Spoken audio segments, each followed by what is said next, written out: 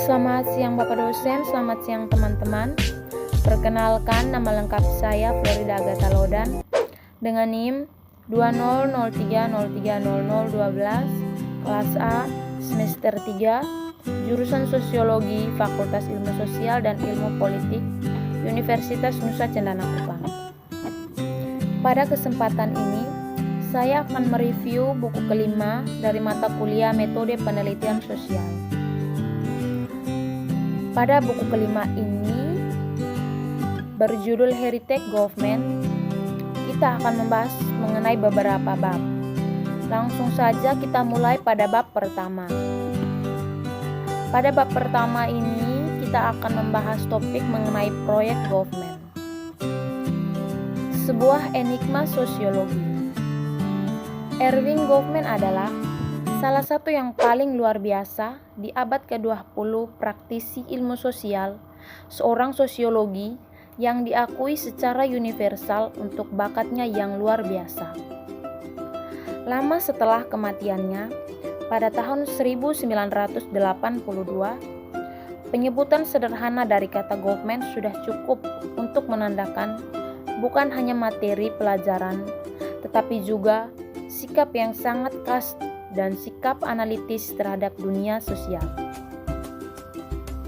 Dia pertama kali menjadi terkenal dengan publikasi pada tahun 1959 dari The Presentation of Self in Everyday Life, yang diikutinya 2 tahun kemudian dengan Aslum yang bahkan lebih berpengaruh. Tidak biasanya untuk sosiologi, Goffman menikmati ketenaran di luar disiplin rumahnya. Ketenaran itu penasaran, karena Goffman tidak tertarik, karena banyak yang terkemuka dalam sosiologi, dalam pertanyaan besar tentang alam dan perkembangan dari masyarakat modern. Ketertarikannya pada struktur tatap muka interaksi dalam hal-hal kecil dari pembicara, biasa dan aktivis. Sosiologinya secara teoritis tidak ambisius. Ini sesederhana dianut deskripsi, klasifikasi dan artikulasi konseptual, dan tidak menunjukkan aspirasi menuju ekspresi proporsional sebagai penjelasan yang lengkap dan teori prediksi. Goffman juga tidak mengembangkan aliran pemikiran atau pendekatan metodologis baru untuk studi kehidupan sosial. Sebaliknya, kepentingan terbatas pada masalah yang cukup sempit dengan apa yang dia sebut urutan interaksi dan implikasinya bagi diri sendiri. Goffman mengejar analisis interaksi dan apa itu analisis yang disarankan tentang diri peserta dalam interaksi. Diterbitkan dalam 11 buku dan banyak artikel dari pertengahan tahun 1950-an hingga awal 1980-an. Membuatnya mendapatkan banyak pengagum di seluruh sosiologi akademik dan seterusnya. Tulisan-tulisan Erving Goffman selalu menarik perhatian ekspres penilaian, sementara banyak pembaca telah tertarik dan senang dengan ketajaman pengamatan dan oleh analisis yang tak tertandingi tentang sosial biasa hidup. Yang lain putus asa atas pekerjaan Goffman, menganggapnya muluk-muluk, menghindar dari masalah teoritis, teknis, dan modal yang serius yang telah sosiologi animasi sejak awal. Melapisi tanggapan ini adalah kebingungan yang meluas tentang karakter luas proyek Goffman,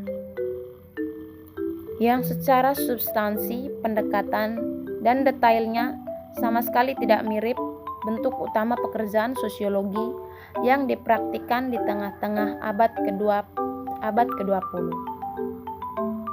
Terlepas dari popularitas dan daya tarik Goffman dalam tulisan sosiologi, banyak pembaca dan komentator yang mengungkapkan tingkat kebingungan tentang keseluruhan usahanya. Untuk ini, pembaca sosiologinya merupakan teka-teki. Mereka cukup memahami apa yang telah mereka baca dengan cukup. Setelah semua karyanya menikmati daya tarik populer yang luas karena dapat diakses dan mampu melibatkan non-spesialis.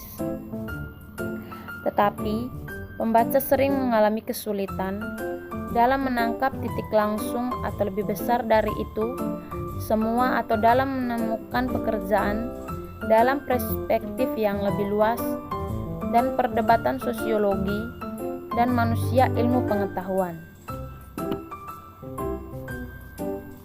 Garis besar buku.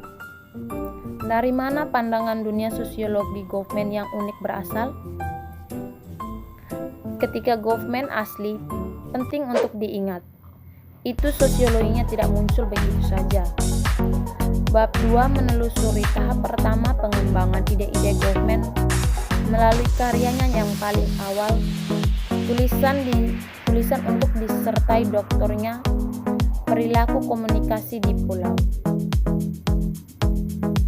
Ini mengeksplorasi beberapa pengaruh awal dan abadi pada pemikiran sosiologinya di lingkungan Universitas Chicago pasca perang, menunjukkan bagaimana mereka berdampak pada karyanya yang paling awal diterbitkan.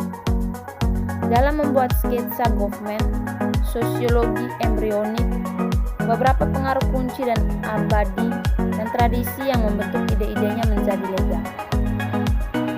Pada saat dia mendapatkan doktor pada tahun 1953, Goffman telah muncul dengan akun penuh pertanyaan sosiologi tentang interaksi.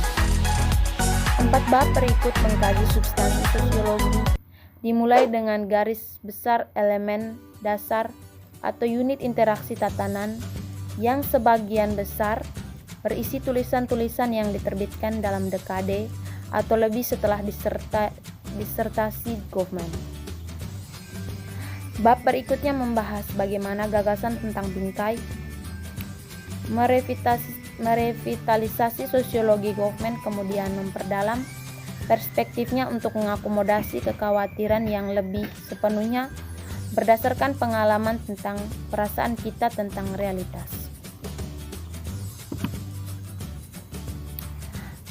Kita masuk pada bab 2. Poin pada bab 2 yaitu asal dan munculnya Goffman sebelum Chicago. Setelah Manitoba, Goffman dipekerjakan oleh Film Nasional Kanada papan di Ottawa. Kontribusi Goffman untuk upaya perang adalah untuk bekerja untuk sebuah agensi yang kemudian banyak terlibat dalam produksi film propaganda. Pada saat itu, pembuatan film dokumenter terkenal Skotlandia, John Grierson asal dan munculnya mengarahkan dewan.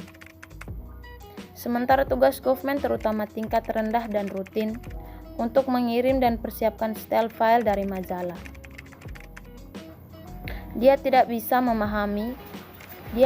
menghindari paparan diskusi tentang praktisi film untuk menguraikan kehidupan biasa menjadi elemen-elemen yang kemudian dapat direkonstruksi sebagai representasi realita.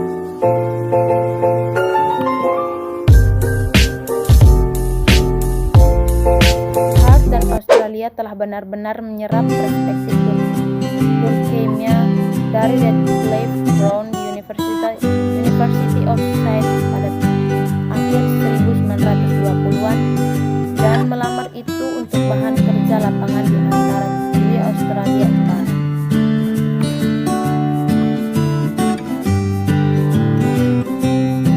Pada bab yang ketiga, kita akan membahas sedikit tentang ketertiban interaksi. Pertemuan ada di mana-mana, tetapi sulit untuk dijelaskan secara sosiologi. Mereka terbuat dari apa? Goffman tak tertandingi dalam menjelaskan konstituen secara sosiologi elemen urutan interaksi. Namun, tidak ada tempat dia menawarkan konsolidasi pertanyaan tentang apa yang telah dicapai sosiologi tentang tatanan interaksi. Diterbitkan secara anumerta urutan interaksi, mungkin mungkin diharapkan dapat memberikan integrasi teori